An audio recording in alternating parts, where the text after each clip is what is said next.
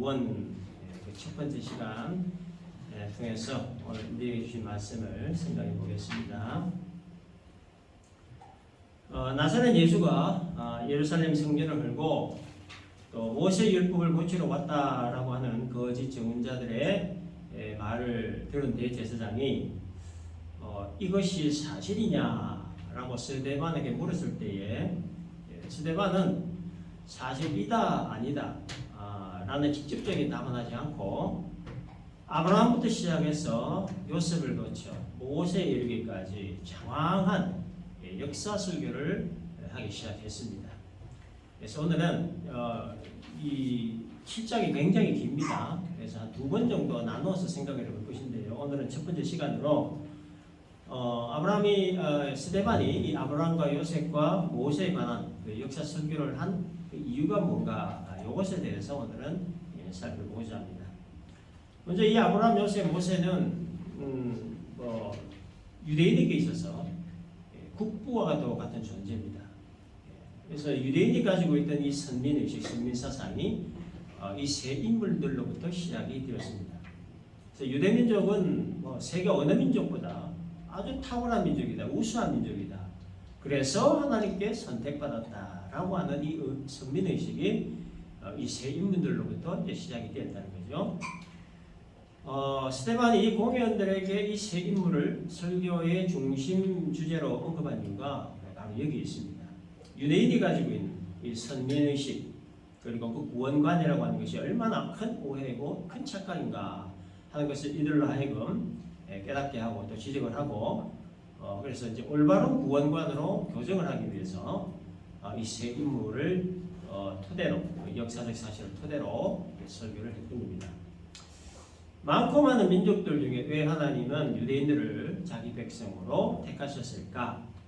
이 질문에 대한 답이 유대인의 관점과 하나님의 관점이 달랐습니다. 많이 달랐죠. 그래서 유대인의 관점은 유대민족의 뿌리가 되는 조상, 훌륭하고 아주 탁월한 조상, 자랑스러운 믿음의 조상 아브라함. 그 아브라함의 자손이기 때문에 하나님이 유대인을 택했다. 이런 관점이었습니다. 또 노예로 팔렸던 한 소년이 애굽의 총리가 되어 이스라엘을 구원했던 이 요셉과 같은 아주 이 탁월한 믿음의 조상. 그 요셉의 자손이 바로 유대인이기 때문에 그래서 하나님이 유대인을 택하셨다. 이런 관점입니다. 또 하나님께로부터 직접 율법을 하달받은 조상이죠. 위대한 모세가 유대인의 조상이기 때문에 하나님이 유대인을 택했다. 이런 관점을 가지고 있었던 겁니다. 따라서 유대인들은 아브라함과 요셉과 모세가 자기들 그 조상이라고 하는 사실에 대해서 엄청난 자부심과 긍지를 가지고 있었던 겁니다. 그런데 이 자부심과 긍지를 가지는 것까지는 좋은데 이 문제는 이제 그것이 결과적으로 선민이라고 하는 생각의 틀 속에 갇혀버리겠다는 것. 이게 이제 문제입니다. 많고 많은 사람들 중에 왜 하나님이 아브라함과 이삭과 야곱을 믿음의 조상이 되게 하셨는지, 왜 요셉을 노예가 되게 하시고 애굽의 총리가 되게 하셨는지, 왜 모세를 애굽의 양아들이 되게 하셨고, 왜 미디안 광야로 도망을 가게 하셨고, 왜 애굽의 노예로 있던 백성들 리더로 삼으셨고, 왜 율법 주셨는지, 왜 유대인을 택하셨는지, 이 물음에 대한 보다 본질적인 답을 찾기보다는 그죠? 역사 속의 인물, 그 위대한 조상들이 자기들 유대인이 조상이라고 하는 것. 따라서 유대인은 당연히 선택받은 민족이고 당연히 구원받은 민족이라고 하는 것. 이러한 생각의 틀 속에 갇혀버리고 말았던 겁니다. 그래서 이 스데반이 이것이 얼마나 큰 착각이고 큰 오해인가로 이들로 하여금 깨닫게 하고 선민이라고 하는 그 생각의 틀로부터 벗어나게 할 목적으로 이 아브라함과 요셉과 모세에 관한 역사적 근거를 제시하면서 이렇게 말씀을 전하는 겁니다. 스데반이 언급한 첫 번째 조상은 아브라함이죠. 2절 보니까 우리 조상 아브라함이 하란에 있기 전 메소포타미아에 있을 때에 영광의 하나님이 그에게 보여 이렇게 기록되어 있습니다. 이게 두 개의 지명이 나오죠. 하란과 메소포타미아가 나옵니다. 메소포타미아는 다른 이름으로 우르라고 합니다. 또 아브라함의 고향이 메소포타미아, 즉 우르였죠. 지금의 이라크와 이란의 남서부 지역입니다.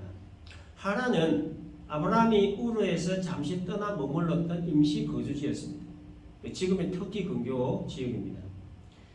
창세기 11장 31절을 보면 데라가 그 아들 아브라함과 하란의 아들인 그의 손자 롯과 그의 며느리 아브라함의 아내 사리를 데리고 갈대인의 우르를 떠나 가나안 땅으로 가고자 하더니 하란에 이르러 거기 거류하였다. 이런 기록이 있습니다.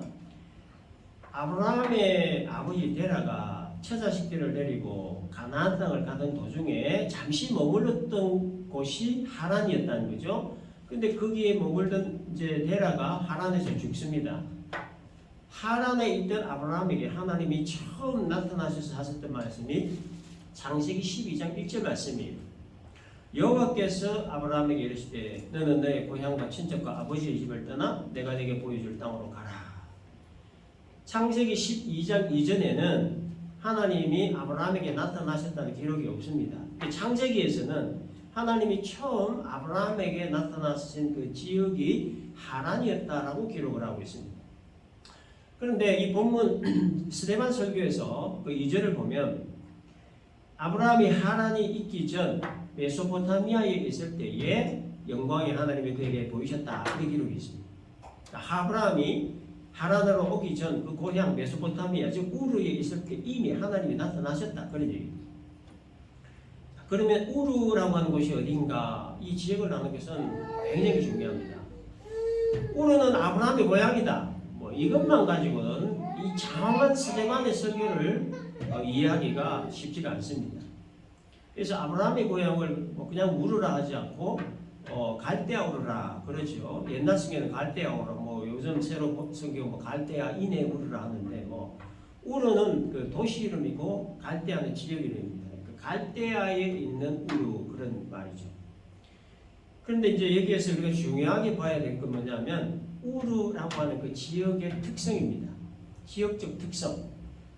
우르라고 하는 그 지역적 특성을 대해서 여호수아 24장 2절 말씀을 통해 우리가 알 수가 있는데요. 거기 보면 여호수아가 모든 백성에게 이르되 이스라엘의 하나님 여호와께서 이같이 말씀하시기를 옛적에 너희의 조상들 곧 아브라함의 아버지 나홀의 아버지 데라가 강 저쪽에 거주하며 다른 신들을 섬겼으나 이렇게 기록되어 있습니다. 여기에서 말하는 강 저쪽이라고 하는 것이 바로 우르를 지칭하는 말이에요. 그러니까 아브라함의 아버지 데라가 강 저쪽 즉 우르에서 뭘 했다라고 기록되어 있냐면 다른 신들을 섬겼다 이렇게 기록되어 있습니다. 결론적으로 우르라고 하는 지역은 신들이 많은 지역 즉 우상 숭배가 성행하는 지역이었고 아브라함 아버지 데라는 우르에서 많은 우상들을 섬겼던 우상 숭배자였다 하는 것을 알 수가 있죠. 어릴 때부터 우상을 섬기는 아버지의 모습을 보고 컸던 사람이 아브라함이었다는 거예요. 유대민족의 뿌리가 되는 조상, 훌륭하고 탁월하고 우수한 믿음을 가진 믿음의 조상 아브라함이 우상 섬기는 집안의 사람이었다라고 하는 거예요. 하나님 다음으로 높이 평가하고 추앙하던 그 믿음의 조상 아브라함의 집 그 백그라운드가 우상 숭배 집안이었다고 하는 거예요. 이게 아브라함의 정체성이라고 하는 거예요. 자, 스데반이 공회원들에게 국부로 추앙하는 아브라함 얘기를 한 첫 번째 이유가 여기 있습니다. 아브라함이라고 하는 사람을 알고 보면 고향 그 우르에서 살 때 다른 신들을 섬기던 우상 숭배 집안의 사람이었다. 유대인들이 개나 돼지로 취급하는 이방인 집안의 사람이었다. 아브라함의 백그라운드가 이렇다. 라고 하는 것을 알려줬던 거예요. 그리고 오늘 본문 설교대반의 그 설교에는 언급이 되어 있지 않지만 우리가 잘 알다시피 창세기 보면 아브라함이 얼마나 그 파렴치한 일을 많이 했습니까? 정말 믿음의 조상이라고 말하기가 정말 부끄러울 정도로 파렴치한 짓을 한 적이 한두 번이 아니었어요. 아브라함이 하란을 떠나 이제 가나안으로 가는 도중에 일어난 일입니다. 그 가나안 땅은 하나님이 지시하신 땅이었죠. 약속의 땅이었습니다. 창세기 12장 1절에서 3절 보면 아브라함에게 나타나신 하나님이 이제 하신 말씀이 기록되어 있는데 너는 너의 고향과 친척과 아버지의 집을 떠나 내가 네게 보여줄 땅으로 가라. 내가 너로 큰 민족을 이루고 네게 복을 주어 내 이름을 창대하게 하리니 너는 복에 될지라. 너를 축복하는 자에게 내가 복을 내리고 너를 저주하는 자에게 내가 저주하리니 땅의 모든 족속이 너로 말미암아 복을 얻을 것이라 라는 이 말씀이었어요. 그래서 가나안 땅이라고 하는 것은 그냥 땅이 아니었어요. 약속의 땅입니다. 하나님이 지시하신 땅, 복의 근원이 되는 땅이었다는 거예요. 그래서 그 가나안 땅에서 아브라함을 통하여 큰 민족을 이루고 아브라함의 이름이 창대케 되는 그런 땅이었다는 거예요. 그런데 그 가나안 땅에 기근이 들자 아브라함은 가나안 땅을 버리고 애굽으로 가버렸습니다. 믿음의 조상이라고 할 만한 믿음을 가진 사람의 행동은 아니었다는 거죠. 기근이 들었을 때 그 땅을 위해 아브라함이 기도를 했다는 흔적이 보이지 않습니다. 가나안을 떠나야 하나 말아야 하나 고민을 하거나 갈등을 하나 범민을 하는 흔적도 보이질 않습니다. 하나님께 물어본 흔적도 없어요. 기근이 드니까 땅 버리고 비옥한 땅이 있는 애굽으로 그냥 떠나버렸습니다. 이게 정말 믿음의 조상으로서 추앙받을 만한 행동이었냐라고 하는 거죠. 그리고 더 가관인 것은 애굽 땅에 들어갔을 때 일입니다. 애굽에 들어갔을 때 자기 아내를 뭐라고 했습니까? 아내를 하지 말고 누이라고 하라. 이런 일이 있죠. 창세기 12장 11절 이하 보면 그가 애굽에 가까이 이르렀을 때 그의 아내 사라에게 말하되 내가 알기에 그냥 아름다운 여인이라. 애굽 사람이 그대를 볼 때 이르기를 이는 그의 아내라 하여 나는 죽이고 그대는 살리니 원하건대 그는 나의 누이라 하라. 그러면 내가 그대로 말미암아 안전하고 내 목숨을 그대로 말미암아 보존되리라. 이 구절을 보면 참 얼마나 못났고 얼마나 바람치 않은 남편입니까? 아니 자기 살자고 아내를 딴 남자에게 주는 그런 남편이 도대체 어디에 있습니까? 아내 사라에게 자기를 오빠라 속이게 하고 그리고 결국 이 사라가 이제 바로 왕에게 가게 되죠. 바로는 이제 사라가 아브라함의 여동생인 줄 알았죠. 그렇게 얘기를 했으니까 또 이공부 동생이니까 또 이쁘니까 또 자기 척으로 사고 싶었겠습니다. 그래서 바로가 고마움의 표시로 아브라함에게 양과 소와 노비와 암선하게 낙혀를 주었습니다. 마누라 팔고 자기 목숨 지키고 한몫 챙기고 이런 사람을 도대체 믿음의 조상이라고 하나님 다음으로 추앙을 하고 그 아브라함의 혈통을 자랑하고 그 혈통을 통해서 구원받는다라고 칠떡같이 믿고 가요. 이게 얼마나 이게 바보 같은 짓이냐라고 하는 거예요. 근데 다행스럽게도 사라를 궁으로 취해드린 바로의 집에 하나님이 큰 재앙을 내리시죠. 여러분 이상하지 않습니까? 지금 사실 그 한 대 맞은 사람은 바로가 아니라 아브라함입니다. 하나님이 약속하셨던 가나안 땅을 쉽게 버리고 떠난 거 이 일로 벌써 한 대 맞아야 됐고 또 아내를 동생으로 속여서 딴 남자에게 주었더니 이거는 두 대 맞아야 될 일인데 그런데 이 하나님은 아브라함을 손을 대지 않으시고 바로에게 손을 대신 겁니다. 잘못한 사람을 손을 대셔야 되는데 아무 잘못도 없는 바로에게 손을 대신 거예요. 그래서 바로 입장에서만 본다면 참 억울합니다. 그렇죠? 뭐 동생이라고 하니까 그런 줄 알았고 뭐 강제로 빼앗은 적도 없고 또 고맙다고 아브라함에게 또 많은 또 재물도 주고 했는데 그런데 오히려 한 대 맞았단 말이에요. 그러니까 바로 입장에서 얼마나 억울하겠습니까? 하나님 왜 이러셨을까? 또 왜 이런 사건을 성경에 기록을 하게 하셨을까? 이 사건을 통해 하나님이 주시고자 하는 아주 중요한 메시지가 있기 때문입니다. 메시지가 뭐냐? 하나님의 말씀이 기록된 이 성경이라고 하는 것은 정의에 대한 책, 윤리나 도덕에 관한 책이 아니라는 거죠. 구속에 관한 책이라고 하는 것을 알리시기 위함입니다. 우리가 잘 알지만 여러분 성경은 윤리 도덕책이 아니죠. 뭐 착하게 살고 착하게 살면 복 받고 나쁘게 살면 뭐 벌 받는다. 뭐 이런 정의에 관한 내용을 다룬 책이 아니라고 하는 거죠. 창세기부터 계시록까지 모든 내용을 구속사적 관점에서 기록한 책이 성경이라고 하는 겁니다. 정의적인 측면, 윤리나 뭐 도덕적인 측면에서는 당연히 아브라함이 지탄을 받고 오히려 한 대 맞았어야죠. 근데 하나님은 오히려 아브라함을 보호하셨습니다. 이유는 아브라함을 통해 장차 이루어 가실 구원의 역사들을 이루어 가시기 위해서죠. 비록 아브라함의 그 철없는 그 행동, 믿음 없는 행동, 바람치 않은 행동으로 인해 아내가 바로에게 팔렸지만 그러나 아브라함의 씨를 통해 태어날 약속의 자녀 이삭, 그 이삭을 통해 구원의 역사를 이루어 가셔야 했기 때문에 아브라함을 지키셔야만 했고 또 사라를 지키셔야만 했던 겁니다. 그날 밤 하나님이 사라를 지키지 않으셨다면 사라가 그 길로 바로의 첩이 되었다고 하면 이스라엘 역사는 완전히 달라졌겠죠. 사라를 통해 이삭이 태어나지 않았을 것이고 그러면 야곱도 태어나지 않았을 것이고 야곱이 없었다면 야곱의 12아들을 통한 12지파는 존재하지 않았을 겁니다. 따라서 아브라함이 비록 큰 실수를 했지만 하나님은 아브라함과 사라를 반드시 지켜야만 했던 거예요.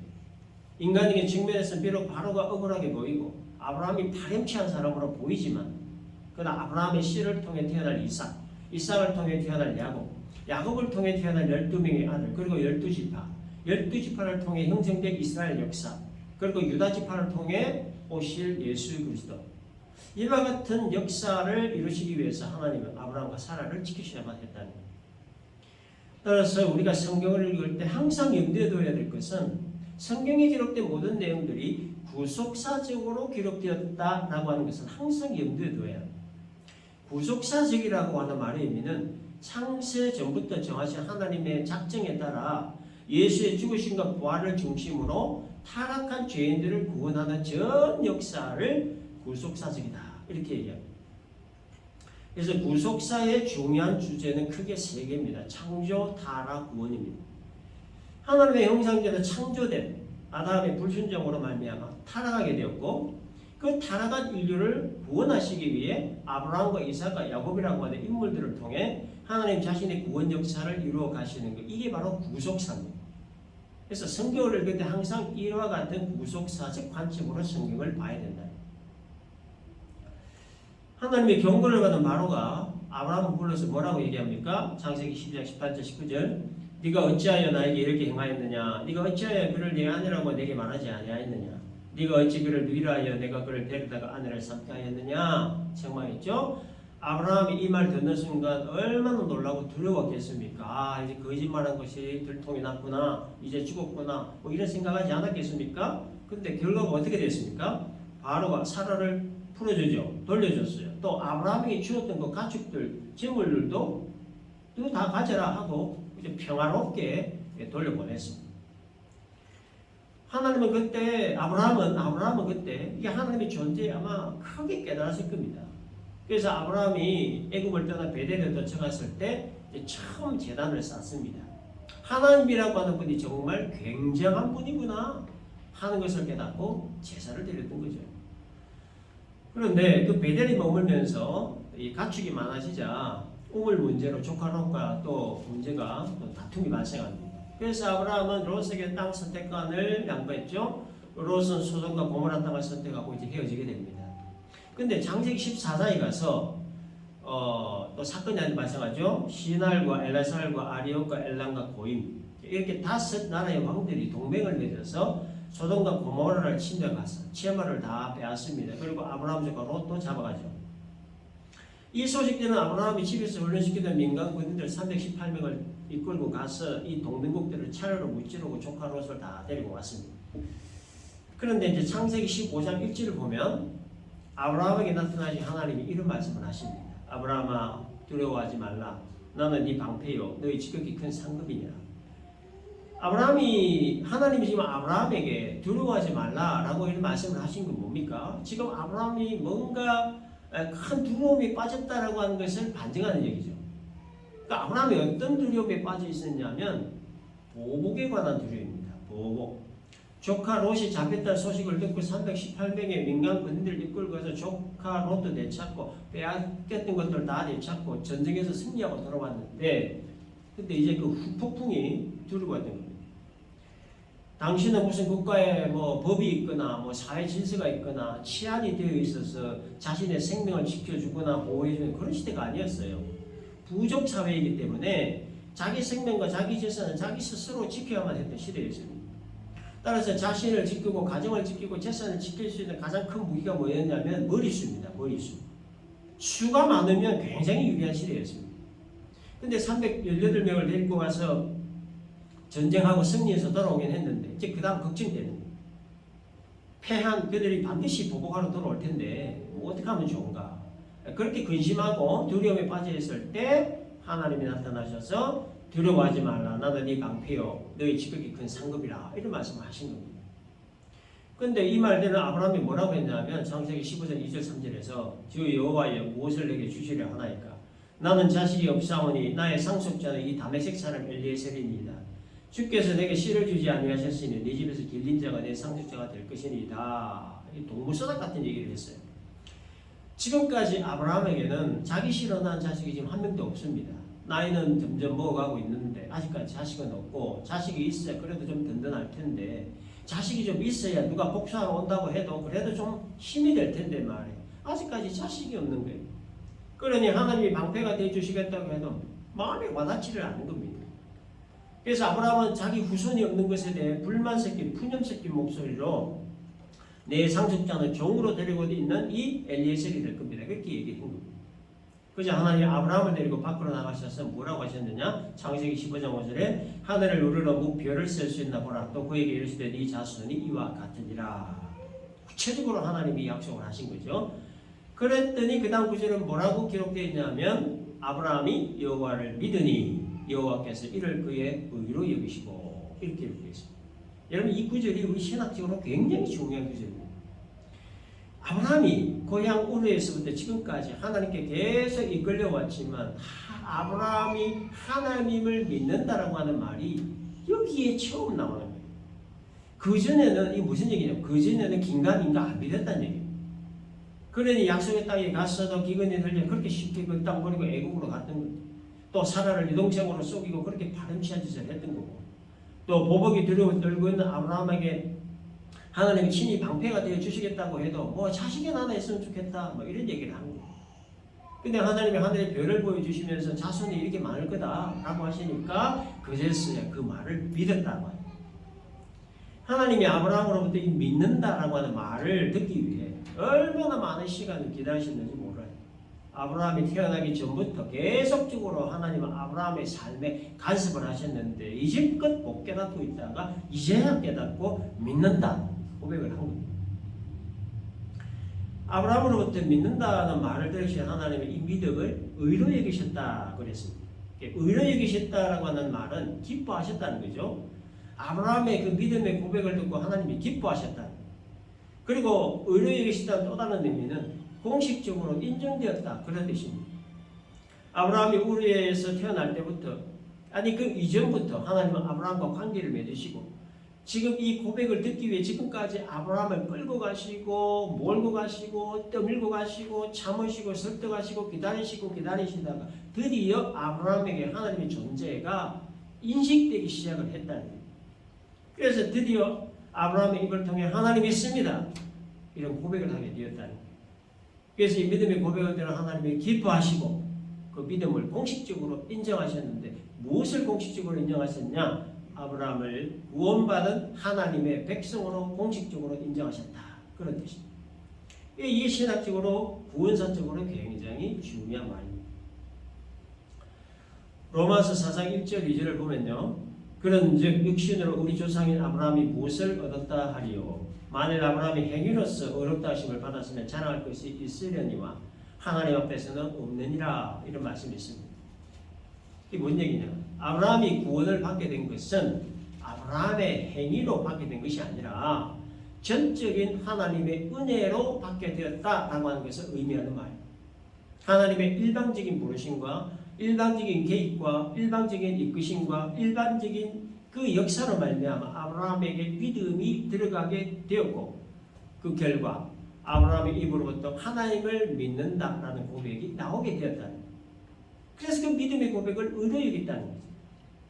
따라서 아브라함이 하나님께 택함을 받고 부르심을 받고 구원을 받고 지금까지 인도함을 받은 것은 아브라함의 행위 때문이 아니라 하나님의 전적인 은혜로 인함이다 라는 겁니다.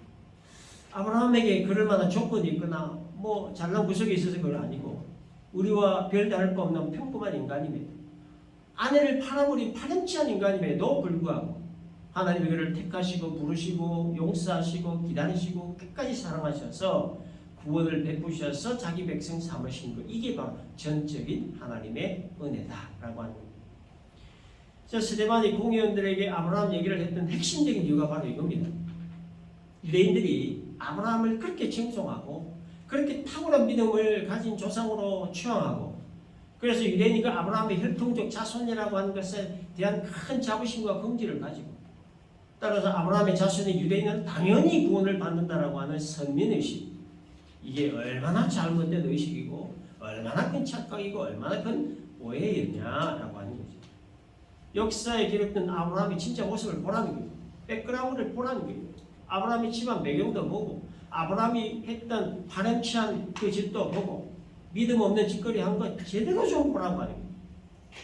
그리고 아브라함이 하나님께로부터 의로움을 받게 된 것이 누구 때문이었느냐, 무엇 때문이었느냐, 이걸 보라고 하는 거죠. 아브라함에게 의로운 행위가 있어서 의로 여김 받은 건 아니고 전적인 하나님의 은혜로 말미암습니다. 따라서 유대인이 아브라함의 혈통적 자손이기 때문에 당연히 구원받는 거 아니다. 구원은 전적인 하나님의 은혜로만 이루어지는 하나님의 선물이다. 그것을 말하고 있는 겁니다. 스데반은 이제 8절에서 이제 아브라함이 얼마나 불신의 사람이었는가 하는 것을 할례의 예를 들어서 또 설명을 했습니다. 그래서 시간 관계상 이 할례에 관한 얘기는 이제 다음 주에 우리가 또 살펴보기로 하고요. 이제 말씀을 정리하려고 하는데 오늘 말씀의 핵심은 이겁니다. 구원은 나의 어떤 공로나 선한 행위나 그래도 뭔가 구원을 받을 만한 어떤 이유가 있기 때문이 절대로 아니라는 것. 구원은 전적인 하나님의 은혜로만 이루어지는 것이라는 것. 그러므로 구원에 관한 아무것도 자랑할 것이 없고 내세울 것이 없다라고 하는 것. 이것이 핵심입니다. 그래서 이 말씀 우리가 잘 기억하고 전적인 하나님의 은혜로 구원 주신 하나님께 우리가 늘 감사하고 그 구원의 은혜를 우리가 누리고 즐기고 기뻐하고 그렇게 살아가는 행복한 우리 모두가 될 수 있기를 주님의 이름으로 축원합니다.